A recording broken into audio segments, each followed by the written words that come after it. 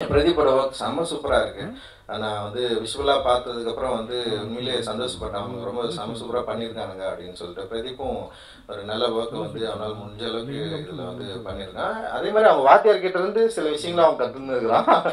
அது வந்து நான் முரளி சார்கிட்ட வந்து அந்த புடிவாதம் தான்.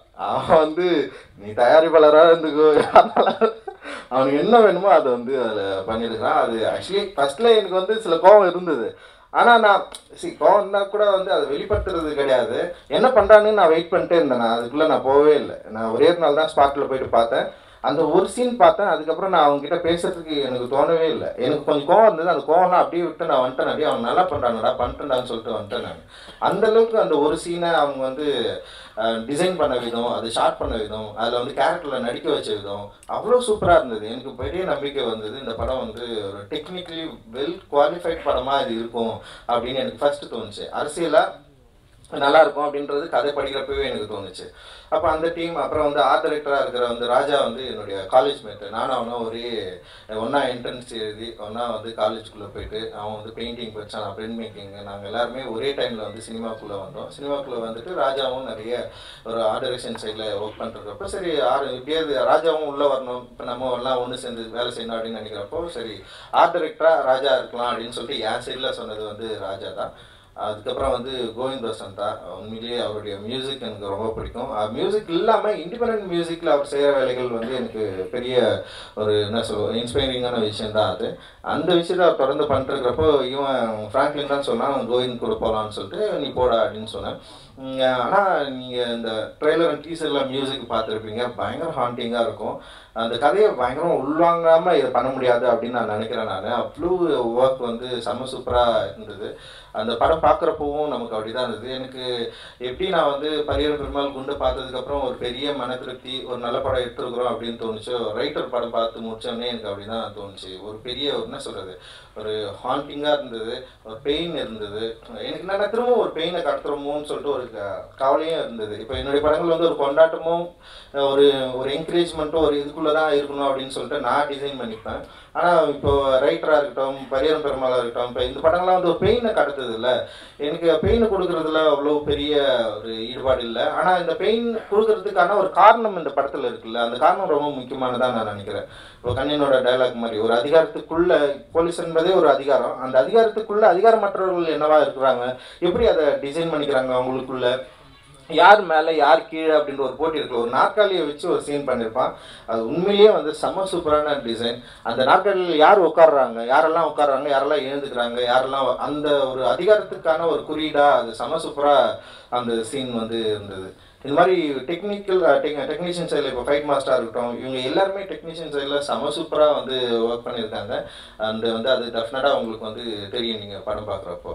இதில் வந்து இப்போ கனியண்ண இப்போ ஆர்டிஸ்டாக உள்ளே வரணுன்றது வந்து இப்போ அவன் வந்து நிறைய பார்த்துட்டே இருந்தான். எனக்கு வந்து கனியன் மேலே ஒரு பெரிய ஆர்வம் இருக்குது. ஏன்னா நான் வந்து காலா அவர் கூட ஒர்க் பண்ணுறப்போ வந்து ஒரு ஆர்டிஸ்டாக நம்ம என்ன சொல்கிறோமோ, டைரக்டர் என்ன சொல்கிறோமோ அதை மட்டும் செய்வார். அவர் அதுக்கு மேலே எதுவுமே அவர் வந்து இதுதான் வேணும்ல, இது நான் பண்ணுறேன், சரி அங்கே போய் படுங்கம்மா நான் பார்த்துக்கிறேன், இங்கே போய் ஏன்னு நிற்குமா நான் நின்றுக்கிறேன்.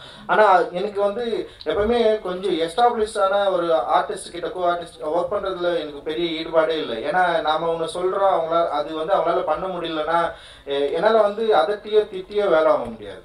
இப்போ ஒரு ஆர்டிஸ்ட்னா இதை நான் சொல்கிறேன்னா அதை அவங்க புரிஞ்சுக்கிட்டு அவங்க வந்து அதை வந்து வெளிப்படுத்தணும். அப்படி வெளிப்படுத்தலைன்னு வச்சிங்களேன், என்னால் வந்து திருப்பி நான் ஒன் மோர் தான் போவேனே தவிர அவங்கள திட்ட முடியாது, கத்த முடியாது. என்னால் அந்த ப்ரெஷருக்குள்ளே நான் போய்டுவேன். அப்போ அதனால தான் நான் என்ன பண்ணேன்னா ஆர்டிஸ்ட் செலெக்ஷன்லேயே வந்து ரொம்ப கம்ஃபர்டபுளாக நமக்கு நம்மளுடைய மனநிலைக்கு ஏற்றுக்கொள்கிற ஆட்கள் மாதிரியான ஆட்கள்கிட்டயே வேலை செய்யணும் அப்படின்ற மாதிரி தான் நான் கொஞ்சம் ரொம்ப சூஸியாக தான் வேலை செய்வேன். எனக்கு ரொம்ப பயமாக இருக்கும். இப்போ காலேஜ் டைம் பார்த்து ஒர்க் பண்ணுறவங்க இல்லை வந்து நான் ரொம்ப பிஸியாக இருக்கிறேன்னு சொல்கிறவங்ககிட்டலாம் என்னால் வேலை செய்யவே முடியாது. அது ஒரு பெரிய ப்ரெஷரை வந்து எனக்கு கொடுக்கும். அப்படி இல்லாமல் கனியண்ணா வந்து காலாவில் உள்ளே வந்ததுக்கப்புறம் அது வேலை செஞ்சது எனக்கு பெரிய ஒரு நம்பிக்கை அந்த மேலே இருந்தது. அப்புறம் அவர் தொடர்ந்து பண்ண படங்கள், அப்புறம் அவரு யோசிக்கிற விஷயங்கள், இது எல்லாமே எனக்கு வந்து ஒரு பெரிய அவர் மேலே ஒரு பெரிய நம்பிக்கை இருந்தது. அப்போ தான் ஃப்ராங்க்லின் கிட்ட சொன்னேன், டே கனியன் போகலாண்டா, உனக்கு கரெக்டாக இருப்பாரா, நீ போய் பாடுறா அப்படின்னு சொன்னேன்.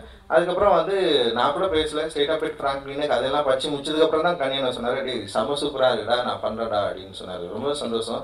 கனியன் இந்த கதையை ஒத்துக்கிட்டு பண்ணது. நிச்சயமாக தங்கராஜா வாழ்ந்திருக்காருன்னு தான் சொல்லுவேன். நான் படம் பார்த்துட்டு ரொம்ப சந்தோஷப்பட்டேன். கனியனோட ஒர்க் வந்து இவ்வளோ, ஏன்னா நீங்கள் மற்ற படங்களை வந்து நீ ஒப்பிட்டு பார்க்குறப்போ இந்த படத்தில் கனியனோட வேலை வந்து நிச்சயமாக வித்தியாசப்படுத்தி காட்டியிருக்காங்க இருக்குது அப்படின்னு நான் நினைக்கிறேன். அதில் வந்து என்ன வித்தியாசம்னா, அந்த தங்கராஜ் அப்படின்ற கேரக்டராகவே அவர் வந்து ஒவ்வொரு சின்ன மூமெண்ட், சின்ன சின்ன விஷயங்கள் உட்பட அப்படியே அண்டர்ஸ்டாண்ட் பண்ணி அவர் வாழ்ந்துருக்காரு. நிச்சயமாக அது ஆடியன்ஸ்க்கு வந்து ரொம்ப பிடித்தமான நெருக்கமான ஒரு கேரக்டராக இருக்கும் அப்படின்னு நான் நினைக்கிறேன்.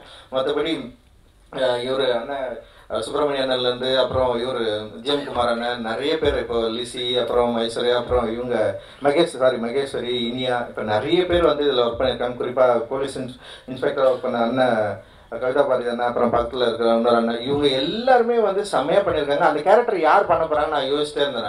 நான் அந்த ஒரு டிஐஜி தான் ஆடாது, டிசி கேரக்டர் யார் பண்ண போகிறாங்கன்னு சொல்லிட்டு நான் யோசிச்சிட்டே இருந்தேன். பார்த்தா அவர் செம்மையாக பண்ணிட்டார், சான்ஸே இல்லை. Really surprise. நீங்கள் வந்து செம்ம ஒர்க். அது அவர் பார்க்குறப்பே நமக்கு ஒரு பாபு அவர் பார்க்குறப்பவே அந்த கேரக்டருக்குள்ளே இருக்கிற அந்த விருப்பத்தன்மை வந்து கூடிக்கிட்டே இருக்கும். ரொம்ப ரொம்ப அனாவசியமாக பண்ணிட்டாரு. ரொம்ப சூப்பர்னா, உண்மையிலே பிரில்லியன்ட். அப்புறம் வந்து ஹரிக்கு எனக்கு ரொம்ப பிடிக்கும். ஹரி வந்து ஒரு பிரில்லியண்டான ஆக்டர். அவர் யாருமே இன்னும் வந்து சரியாக புரிஞ்சுக்கணும்னு நினைக்கிறேன். மெட்ராஸ் முடிச்சதுக்கப்புறம் வந்து ஹரிக்கு வந்து ஒரு பெரிய வரவேற்பு கிடைக்கும் அப்படின்னு நாங்கள் நினச்சோம். ஜானி ஆனால் கேரக்டர் எந்த அளவுக்கு ரீச் ஆச்சோ, ஆனால் அதே அளவு வந்து என் படத்தில் ஒர்க் பண்ணுறவங்களுக்கு வந்து நிறைய சிக்கலும் உருவாச்சு. ரஞ்சித் படத்தில் ஒர்க் பண்ணால் இவங்களாம் இப்படி தான் இருப்பாங்க, அவங்க தான் இருப்பாங்கன்னு சொல்லிட்டு நிறைய இடத்துல வாய்ப்புகள் மறுக்கப்பட்டிருக்கு. குறிப்பாக வந்து என்னுடைய உதவியினர்கள் நிறைய பேர் போய் வெளியே கதை சொல்ல போகிறப்பெல்லாம் வந்து அவங்க டைரக்டர் இப்படி தான் பேசுவாருமே, நீங்களும் அப்படி தான் கதை எடுப்பீங்களா, நீங்களும் அப்படி தான் பேசுவீங்களா. அப்போ என் படத்தில் நடிக்கிறவங்க கூட எல்லாருமே வந்து என்ன சேர்ந்தவங்களாம் வந்து யோசிக்க ஆரம்பித்து அவங்களுக்கு நிறைய பேர் வந்து வாய்ப்பு வந்து மறுக்கப்பட்டிருக்கு. இது உண்மை. அது வந்து நீங்கள் யார்கிட்டனாலும் தனியாக கூட நீங்கள் பேசிக்கலாம். அப்புறம் வந்து இது இல்லைன்னா வந்து யாரையும் வந்து வெளியே சொல்லவும் முடியாது. இது ரொம்ப அப்பட்டமான உண்மை. என் படத்தில் ஒர்க் பண்ணுறவங்க, டெக்னீஷியனாக இருக்கட்டும், ஆக்டராக இருக்கட்டும், எல்லாருமே வந்து இவங்க ஒரு சர்க்கிள் பண்ணுறாங்க. அந்த சர்க்கிள்குள்ளே இவங்கெல்லாம் இப்படி தான், இவங்கெல்லாம் இங்கேருந்து வராங்க. அதனால் அவங்கள ட்ரீட் பண்ணுற விதமே ரொம்ப மோசமாக இருக்கும். நம்ம அதெல்லாம் என்கிட்ட வந்து சொல்லுவானுங்கண்ணா இப்படி பண்ணுறாங்கண்ணா அப்படி பண்ணுறாங்கண்ணா, அதெல்லாம் விட்றா. நம்ம வந்து தொடர்ந்து வேலை செஞ்சுட்டே இருப்போம். இந்த வேலை வந்து எப்போ வந்து ஏற்றுக்கொள்ளப்படுற யாராலுமே மறுக்கவே முடியாத ஒரு ஒர்க்கை நம்ம எப்போ பண்ணுறோமோ அப்போ எல்லாருமே நம்மளை தேடி வருவாங்கன்னு நான் சொல்லிட்டே இருப்பேன். அதில் ரொம்ப பாதிக்கப்பட்டது பார்த்தா ஹரி தான். நிறைய பேர் இருக்காங்க, ஹரியும் கூட. ஹரி வந்து பயங்கரமான ஒரு ஆக்டரு. ஜானியெல்லாம் வந்து ரொம்ப அனாவசியமாக பண்ணான். அந்த லைஃப்பை அப்படியே வாழ்ந்துருப்பான். ஏன் ஹரிக்கு வந்து அதுக்கப்புறம் வந்து சரியாக வந்து ஒரு ரெகக்னேஷன் கிடைக்கல அப்படின்றது நாங்கள் நிறைய யோசிச்சிருக்கோம். வெற்றிமாறன் சார் படத்தில் வந்து சில ஒர்க் வந்து பண்ணியிருக்கிறான். அவருக்கும் ரொம்ப பிடிச்ச ஆக்டர் அவன். அப்புறம் வந்து சரி, நான் இப்போ அதே நேரத்தில் வந்து எனக்கும் வந்து இப்போ நான் வந்து ஒரு கதை எழுதுன்னு வச்சுக்கேன். இப்போ நானே 2-3 படத்தில் அவனை கூப்பிடலன்னா அவங்களாம் வருத்தப்படுறாங்க. அப்படி இல்லை. அது நான் வந்து எப்படின்னா எப்போவுமே வந்து ஒரு கதாபாத்திரம் என்ன யாரை தேர்ந்தெடுக்குதோ அவங்கள நோக்கி தான் நான் வந்து தொடர்ந்து போயிட்டே இருக்கிறேன். எனக்கு தெரிஞ்சவங்க அப்படின்றதுக்காக கூட நான் யாரையும் உள்ளே வைக்கிறது இல்லை. எனக்கு தெரிஞ்சவங்களா இருந்தாலும் அந்த கதாபாத்திரத்துக்கு அவங்க வந்து கரெக்டாக செட்டானால் தான் நான் கூப்பிடுவேன், இல்லைன்னா கூப்பிடவே மாட்டேன். ஆனால் வந்து அவங்களுக்கெல்லாம் வருத்தம் கூட, பசங்களுக்கு எல்லாருக்குமே. ஏன்னா வெளியிலும் கூட மாட்டேன்றாங்க, நம்ம அண்ணன் வந்து நம்மளுக்கு கூட மாட்டேன்றாரு அப்படின்லாம் ஃபீல் பண்ணியிருக்காங்க. அப்படிலாம் இல்லை. ரைட்டர் படத்தில் அவன் நடிக்கிறான்றதே ஃப்ராங்க்லின் சொல்லி தான் எனக்கு தெரியும். ஏன்னா வந்து ஹரியை சொல்லவே இல்லை, ஹரியை போடுறா அப்படின்னு சொல்ல. இதே மாதிரி தான் இப்போ இந்த பொம்மை நாயகி படத்துலையும் வந்து ஹரி வந்து நடிச்சிருக்கான். அப்போது என்னென்னா அந்த ஆக்டருக்கான சரியான ஸ்பேஸ் இன்னும் உருவாகலை. டெஃபினட்டாக அவனுக்கு உருவாகும். அவனுக்கு கிடைக்கிறப்போ நிச்சயமாக அவன் பெரிய ஒரு ஸ்டாராக வருவான் அப்படின்ற பெரிய நம்பிக்கை இருக்குது. அவ்வளோ அற்புதமான ஒரு ஆக்டர் அவன்.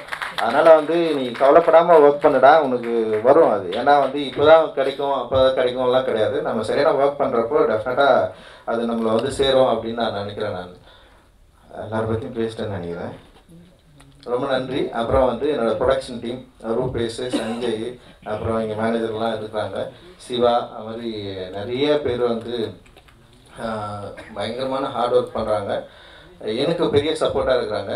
இந்த ப்ரொடக்ஷனை வந்து சரியாக கொண்டு போகிறதுக்கு வந்து இவங்க இல்லைன்னா இந்த ப்ரொடக்ஷன் சரியாக இருக்காது. அவங்கள நான் ரொம்ப நம்புகிறேன், அவங்க என்ன நம்புகிறாங்க.